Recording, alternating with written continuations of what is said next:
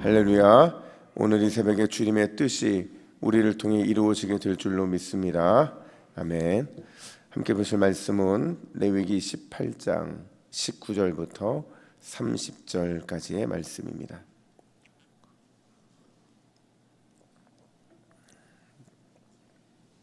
이 복된 시간을 주시는 하나님의 말씀은 레위기 18장 19절부터 30절까지의 말씀, 성숙한 일상을 위하여 라는 제목으로 오늘 말씀을 받겠습니다. 우리 19절부터 30절까지 한 절씩 교독해 읽겠습니다. 너는 여인이 월경으로 불결할 동안에 그에게 가까이 하여 그의 하체를 범하지 말지니라. 너는 내 이웃의 아내와 동침하여 설정함으로 그 아내와 여자와 함께 자기를 더럽히지 말지니라. 너는 결단코 자녀를 몰렉에게 주어 불로 통거하게 함으로 내 하나님의 이름을 욕되게 하지 말라. 나는 여호와이니라. 너는 여자와 동침함 같이 남자와 동침하지 말라. 이는 가증한 일이니라. 너는 짐승과 교합하여 자기를 더럽히지 말며 여자는 짐승 앞에 서서 그것과 교접하지 말라. 이는 문란한 일이니라. 너희는 이 모든 일로 스스로 더럽히지 말라.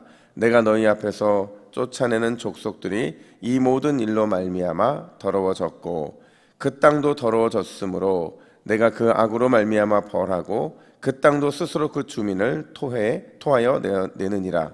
그러므로 너희 곧 너희의 동족이나 혹은 너희 중에 거류하는 거류민이나 내 규례와 내 법도를 지키고 이런 가증한 일에 하나라도 행하지 말라. 너희가 전에 있던 그 땅 주민이 이 모든 가증한 일을 행하였고 그 땅도 더러워졌느니라. 너희도 더럽히면 그 땅이 너희가 있기 전 주민을 토함같이 너희를 토할까 하노라. 이 가증한 모든 일을 행하는 자는 그 백성 중에서 끊어지리라. 그러므로 너희는 내 명령을 지키고 너희가 들어가기 전에 행하던 가증한 풍속을 하나라도 따름으로 스스로 더럽히지 말라. 나는 너희의 하나님 여호와이니라. 아멘. 일전에 중학교 학생 한 아이가 저한테 이런 질문을 한 적이 있어요. 목사님, 하나님은 사랑의 하나님이신데 늘 사랑의 하나님이라고 말씀하시는데 왜 심판을 내리시는 겁니까? 라는 질문을 던진 적이 있어요. 여러분 어떻게 생각하세요? 하나님은 분명히 무한 사랑의 하나님이신데 왜 우리를 징계하시고 또 때로는 심판을 하시는 것일까? 여러분 그 이유가 뭐겠어요? 그 이유는 하나님은 사랑의 하나님과 동시에 어떤 하나님이에요? 공의의 하나님이시기 때문에 그렇다는 겁니다. 하나님은 공의로우시기 때문에 합당한 이유에 근거해서 우리 인생에 복을 내리시고 하시고 또 때로는 화를 내리시기도 하신다라는 거예요. 따라 성도가 하나님의 구원과 또 하나님의 영생의 복을 누리기 위해서는 반드시 하나님이 기뻐하시는 그 하나님이 기뻐하는 길을 걸어가야만 한다라는 거예요. 여러분 오늘 본문은요, 금요일 본문에 이어지는 내용인데요, 계속해서 성과 관련되어 있는 내용이 진행이 되는 겁니다. 그러니까 금요일 본문의 초점이 근신상간이었거든요. 근데 오늘은 그 외에 근신상간 이외에 다양한 금지된 성과 관련된 내용들이 추가로 제공되고 있는데 어떤 내용이냐? 19절을 보니까 생리 중인 아내와 동침하는 것을 금지하는 내용이 등장을 하고요. 20절 보니까 이웃의 아내와 음행을 하는 것을 금지하고 또 22절을 보니까 동성애에 대한 금지, 그리고 23절은 수간, 즉 동물과 음행을 금지하는 이런 내용들이 담겨져 있어요. 과연 이런 내용들, 이런 성에 관련된 금지 명령 속에 하나님은 어떤 마음이 이 속에 담겨지고 있는 것일까? 우리 하나님의 마음을 살펴보면 첫 번째로 믿음의 성숙은 반드시 관계를 통해서 증명이 된다라는 것을 보여주고 있는 거예요. 여러분 제가 수차례 말씀을 드렸지만 어떤 사람이 진짜 믿음이 있는 사람일까? 하나님은 어떤 믿음을 기뻐 받으실까? 어떤 믿음을 귀하게 여기실까? 답은요, 온전한 관계의 사람, 그 사람의 믿음을 하나님은 진짜 믿음이라고 말씀하시고 그 믿음을 하나님은 귀하게 여겨주신다라는 거죠. 그래서 우리는 늘 관계를 얘기할 때마다 이 말씀을 예로 들어요. 우리 시편 133편 1절 말씀 우리 같이 읽습니다. 시작. 보라, 형제가 연합하여 동거함이 어찌 그리 선하고 아름다운고. 여러분 여기서 선하다라는 것은 윤리적인 얘기가 아니에요. 이거 선하다는 것은 옳다, 믿음이 있다라는 표현입니다. 그러니까 하나님 보시기에 하나님과 올바른 관계를 맺고 있고 또 만물과 올바른 관계를 맺고 있는 게 그게 옳은 일이고 믿음 있는 사람의 모습이다, 이걸 말해주고 있는 거거든요. 그 관점으로 오늘 본문을 보면요, 세 가지 파괴된 관계가 등장을 합니다. 그러니까 파괴된 질서에 초점을 맞추고 있는데 첫 번째가 뭐냐면 시간의 질서, 때의 질서가 파괴되었다라는 거예요. 우리 19절 말씀을 같이 읽습니다. 19절입니다. 시작. 너는 여인이 월경으로 불결할 동안에 그에게 가까이 하여 그의 하체를 범하지 말지니라. 여러분, 여기서 이 말씀은요, 아내가 월경을 할 경우에는 절대로 부부관계를 해서는 안 된다, 이런 얘기를 하고 있는 거예요. 이게 그냥 이 문자 그대로의 의미가 아니고요, 이 의미는 어떤 의미냐면 이 시기는요, 사실은 여인이 생명을 낳을 준비를 하는 때거든요. 이게 준비를 해야 하는 이 생명의 관점으로 생명의 때에 그 시간을 절대 인간의 쾌락을 위해서 사용하지 말라, 그 얘기를 하고 있는 거예요. 또 두 번째로 관계의 질서, 이게 파괴됐다고 말씀하시는데 20절에 보니까요, 절대 이웃의 아내를 탐해서 안 된다, 이렇게 말씀하세요. 뭐 윤리적으로 절대로 안 되지만 왜 안 되냐면 결국 이 범죄가 하나님이 맺어주신 질서, 관계의 질서를 파괴하기 때문에 그렇다라는 거예요. 그리고 마지막 세 번째가 생명의 질서인데 하나님의 이 질서가 얼마나 파괴됐는지를 아주 직접적으로 말씀하세요. 동성애, 그리고 동물 간의 수간, 이런 것들이 하나님이 주신 생명의 질서, 생명의 관계를 파괴하고 있다라는 겁니다.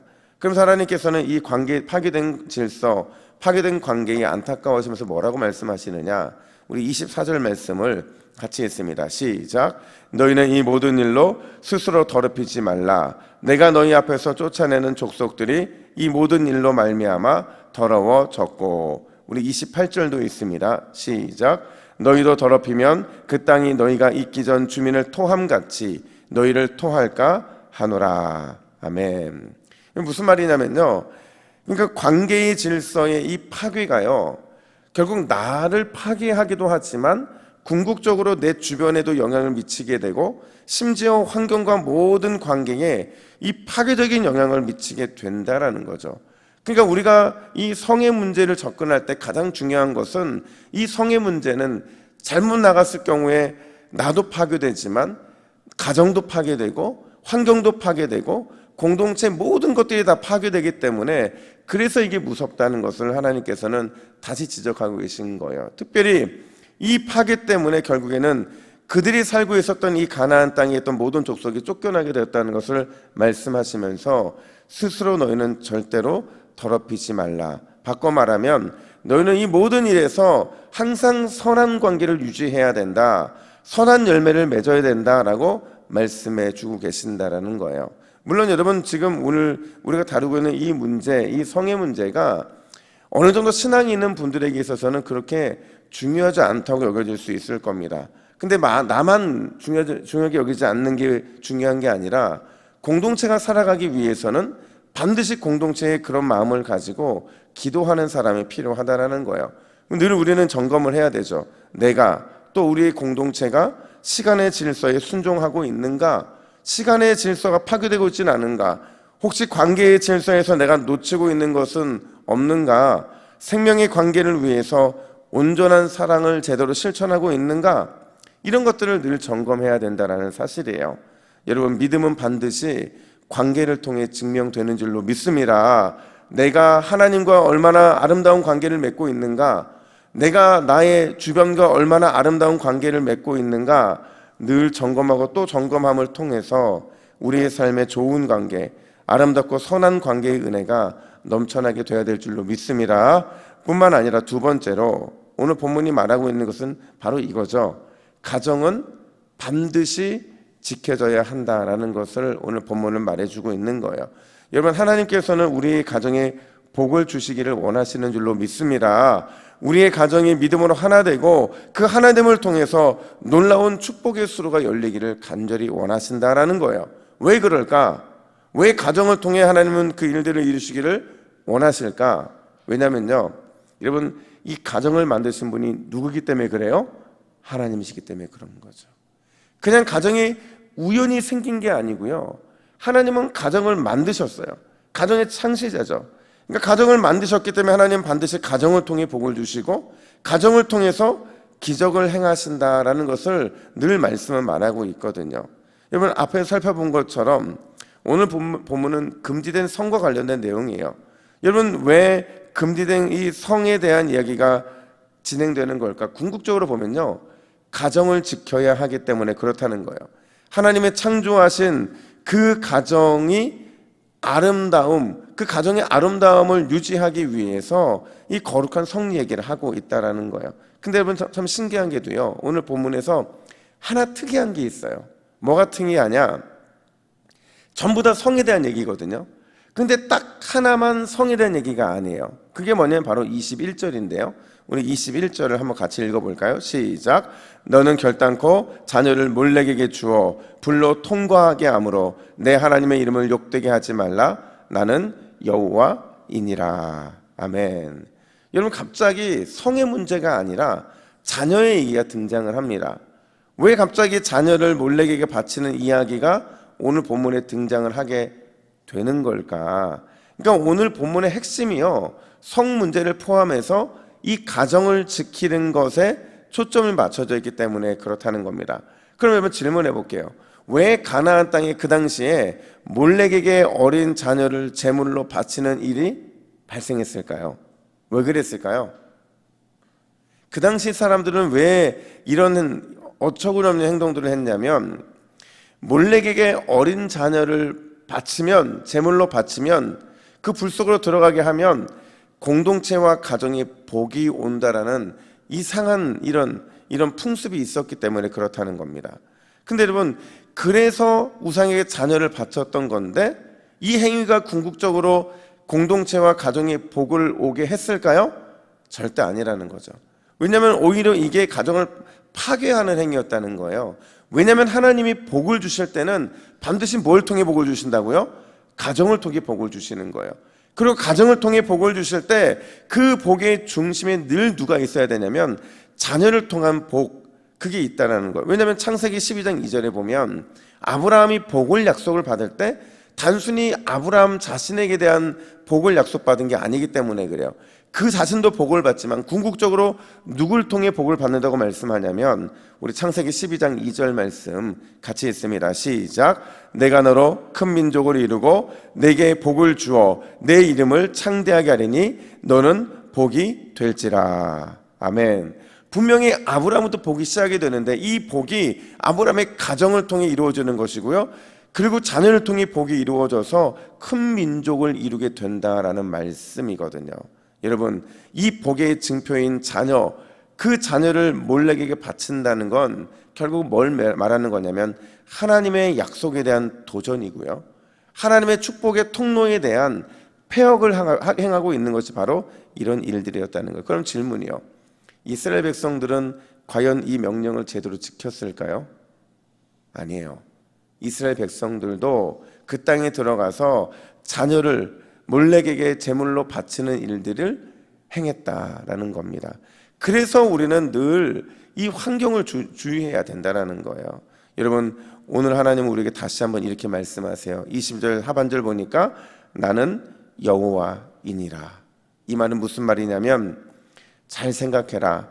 누가 너희의 생명의 주인인지 반드시 기억하라. 누가 너희에게 자녀를 주셨는지, 누가 자녀의 인생을 끝까지 인도하시는지 너희는 반드시 기억해라. 이렇게 말씀하고 계신 거예요. 여러분, 하나님이 우리에게 주신 가정은 반드시 지켜져야 되는 줄로 믿습니다.